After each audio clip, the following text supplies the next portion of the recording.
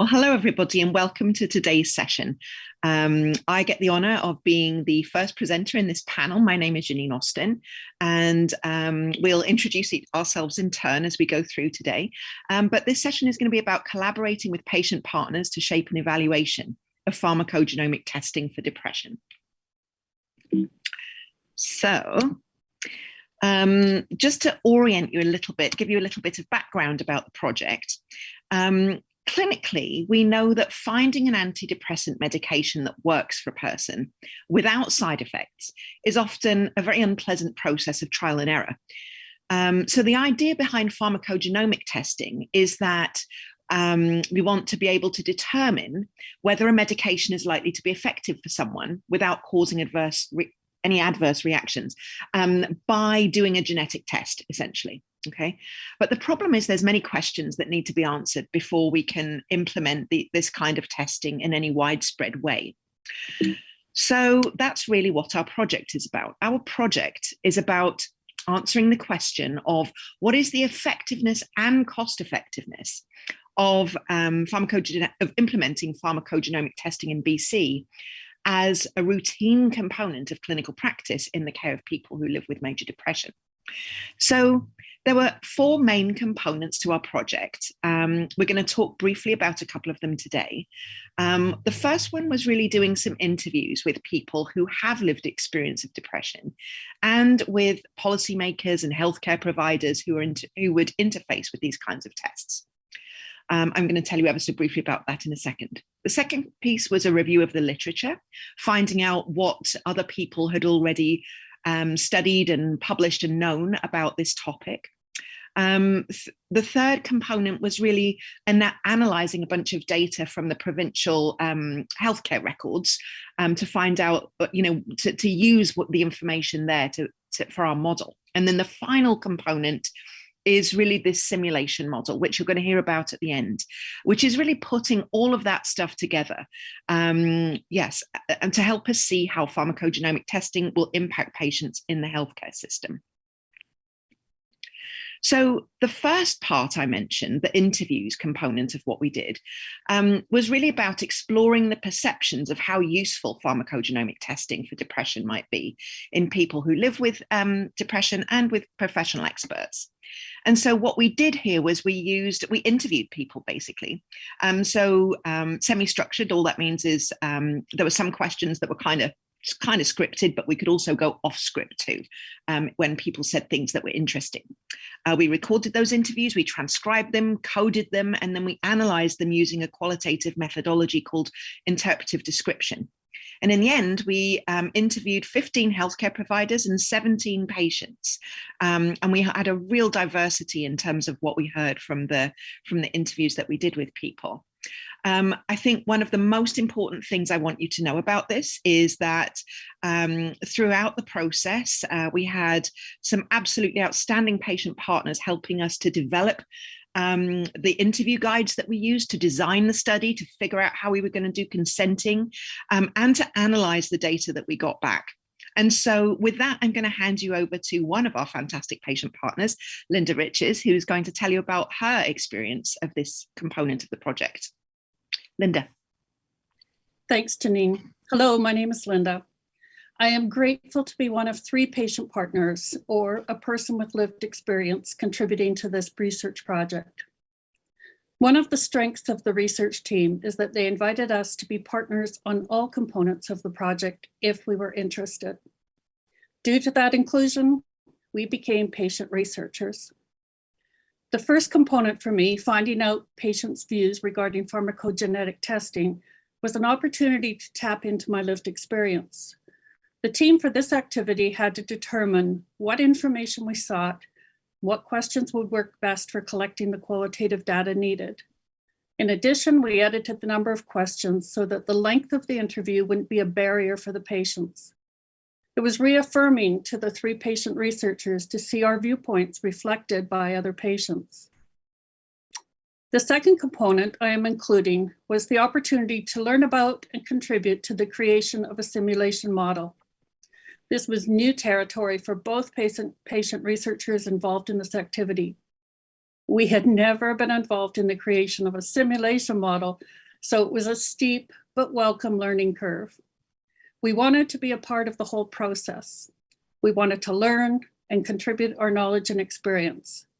The team listened to our suggestions for terminology, the realities of treatment for depression, societal costs, and future research.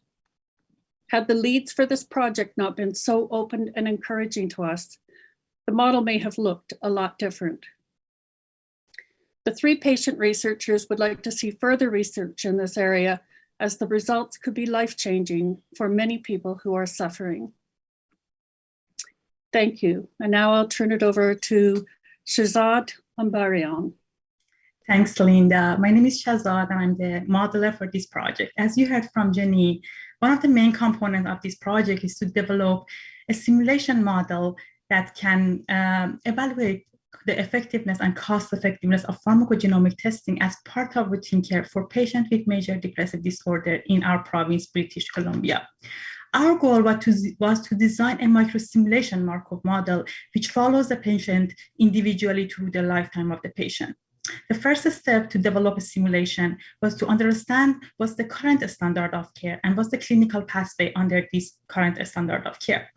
So what are the options? What are the treatment options, and which one of them are available publicly? And what are the treatment steps? So we started by interviewing different stakeholders, our clinical expert, reviewing literature, clinical guidelines, but no one could help us understand the clinical pathway better than our patient partners who have the lived experience of major depressive disorder. We were lucky to have 2 very engaged patient partners who help us to design and develop this simulation model. So we started, in the next slide, you see how we are started with developing the structure of the model. We had the initial design for the structure, and we shared our assumption for the structure with our patient partners. They helped us to refine the assumptions and make a final structure for the pathway. So they improved the structure of the model, but not only that, they also helped us with the terminology that we are using in the simulation model. And also the other unexpected outcome from this collaboration was the ideas that we received from the patient partner for the future research. So in summary, in the next slide, you see that if we summarize that all these components, checking the assumptions, terminology, and the ideas for the future research increase our confidence in the potential outcomes of the model. If you are interested to know more about this collaboration, I would invite you to check our poster, which is presented by Mary Bunka. One thing that we learned from this collaboration is how this cost that patients are paying out of their pocket is impacting their treatment choices. And how living with this condition is actually impacting their employment and also their productivity. Dr. Sonia Crispin is here to provide us with more information about including those costs in our model and also in our economic analysis. Thank you so much, Shahzad. Hi, everybody. I'm a health economist, and my part of this study team is to collaborate with patients and other members of the research team to undertake a cost effectiveness analysis. Patients provide the knowledge about living with depression that we need to consider when evaluating the cost effectiveness of the pharmacogenomic test. To analyze cost effectiveness, we compare the total costs and total benefits of 2 competing policy options. In the current analysis, we're looking at the total additional costs and total benefits of using the PGX pharmacogenomic test to inform antidepressant prescriptions, and that will be compared to the current trial and error based method. Patients have told us that we need to look at long-term costs when we consider this question, and we have to look over the entire lifetime of anyone who's experienced major depression. Patients have also contributed important contextual knowledge about the costs they pay to manage major depression in British Columbia. We call these societal costs because they're not offset by the medical system, and patients and families pay for them out of their own pockets.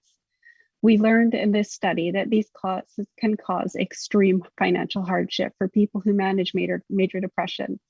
For some people, the financial burden is so high they give up. Here's a detailed breakdown, next slide, of the decision that we're analyzing using the model that Shazad introduced to you in the last section.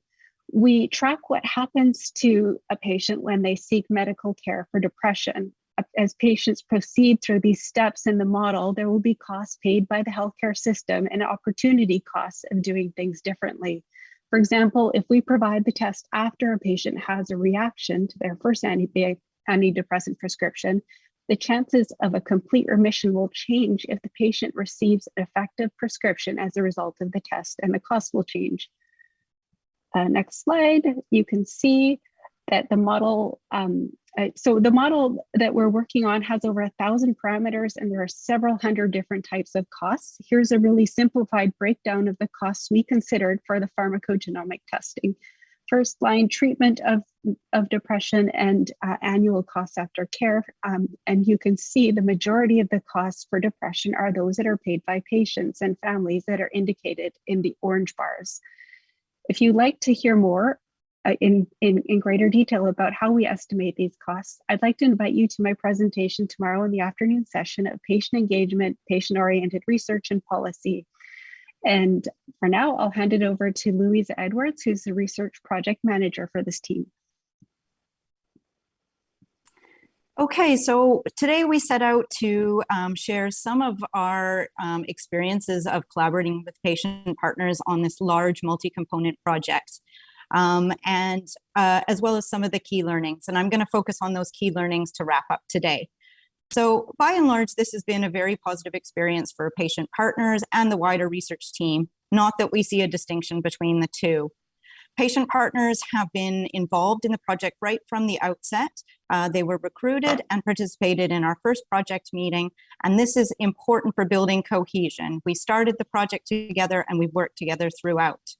There's an equality in this team amongst all team members and all views, and each are valued and listened to.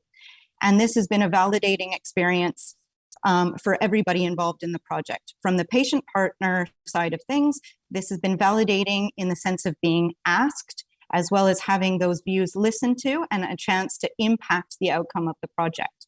From the research team member side of things, it's been validating knowing that the project is delivering something that's important to patients and has become closer to the true real world experience of patients. And I can say these things because we have included evaluation surveys early on in the project, midway, and we will also be including another evaluation survey towards the end of the project to assess the patient-oriented nature of the project. To sum up, there has been immense value added to the project by including patient partners. We have heard from my coworkers about how patient partners have impacted the methods, from the qualitative study to the simulation model to the cost effectiveness analysis. Whenever we impact methods, we impact the results, and patient partners have helped to shape the interpretation of the results, the visualization of the results, and the presentation of the results, both today and in the manuscripts and future videos and summaries to come from the project. So next slide, please. So thank you for listening to our talk today. I'd just like to acknowledge our funders, Genome British Columbia, Genome Canada, and Michael Smith Health Research BC. We look forward to hearing your thoughts and comments, and thank you for listening today.